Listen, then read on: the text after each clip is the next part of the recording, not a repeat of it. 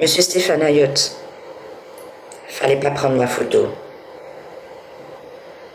Fallait pas prendre nos photos. Parce que vous vous êtes échappé là, ce jour-là, de la salle, quand je vous ai posé la question. Quand il s'est agi de Monsieur Parfaite, tout le monde a été attentif. Tout le monde a voulu apporter une réponse. Monsieur Letchimi était le premier à dire « Oh, qui c'est le vilain babou qui a pris la photo de Monsieur Parfaite ?» Mais quand il s'est agi de nous prendre en photo, vous, Monsieur Stéphane Ayotte, à aucun moment, Monsieur Serge Letchimi lui a dit « Qu'est-ce que ça veut dire, Monsieur Stéphane Ayotte? Vous n'aviez pas compris la leçon de la veille ?»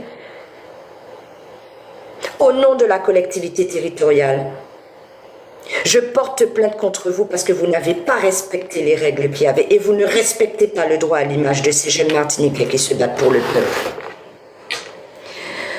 Donc, dans la mesure où c'est la merde un peu partout, là, en ce moment, si sans zinzin on t'évoyait des mains, grand 1 il pas mâché et grand 2, je reste connecté à vous. Écoutez. Si le tribunal mixte de commerce de Fort-de-France condamne le groupe Bernard Ayotte pour non-transmission des marges arrière, cela pourrait servir de jurisprudence pour examiner les pratiques passées. Deuxièmement, ouvrir la voie à des enquêtes complémentaires, notamment par la DGCCRF ou l'autorité de concurrence.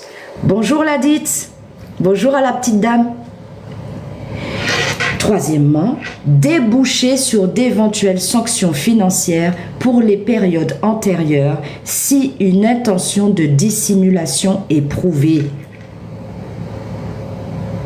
Et là, on passe au pénal. Et là, c'est pas même GA.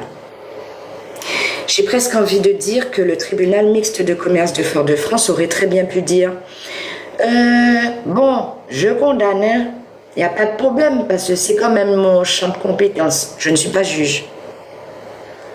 Je ne suis pas avocate en droit des affaires et en droit des sociétés. Je sais les détracteurs. Poète. Mais je m'y intéresse. Donc, je me dis,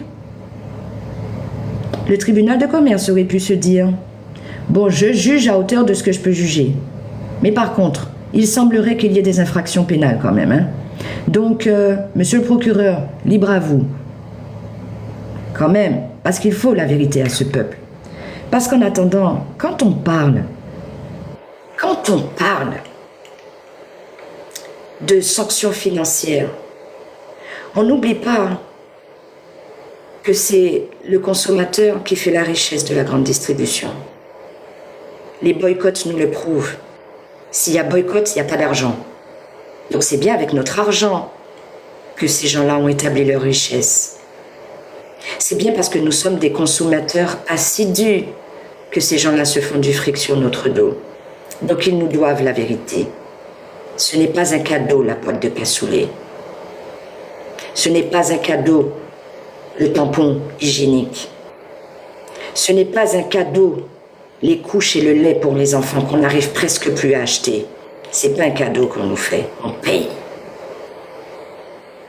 D'accord? Et on consomme tellement que ces gens-là ont des avantages, que ces gens-là ont des exclusivités. Grâce à nous, je suis mère de 4 enfants, j'ai eu des jumeaux. J'ai eu 3 enfants sur une période très rapprochée. C'est-à-dire que j'avais 3 enfants qui portaient des couches en même temps. Vous voulez que je vous rappelle le prix que je payais par mois en couches? Ça me revenait presque moins cher de prendre un billet d'avion et d'aller m'acheter des couches en France et de revenir que de faire 3 kilomètres pour aller dans un hyper de ces gens-là, du groupe Bernard Ayotte. Ok? Ça, c'est là. Et quand j'étais une bonne mère une bonne vache à lait, et que malheureusement je n'avais plus de lait dedans, et qu'il me fallait acheter du lait en poudre, ça aussi, je me demandais s'il n'était pas plus simple pour moi que de prendre un billet d'avion et d'aller m'acheter du lait là-bas, pour nourrir mes enfants. Zot doué. Nous paquet là, zot doué. D'accord? Alors j'en appelle. C'est un appel. Une bouée à la mer peut-être, je ne sais pas. Tout en saluant le travail des lanceurs d'alerte. D'accord?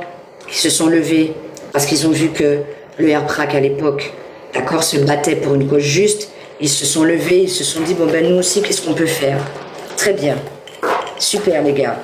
Mais maintenant, on continue ou on arrête? Et si on continue les amis? Qui continue? Quel avocat aura le courage d'avoir une discussion à bâton rompu avec le procureur de la République pour lui soumettre l'idée de porter cette affaire au pénal?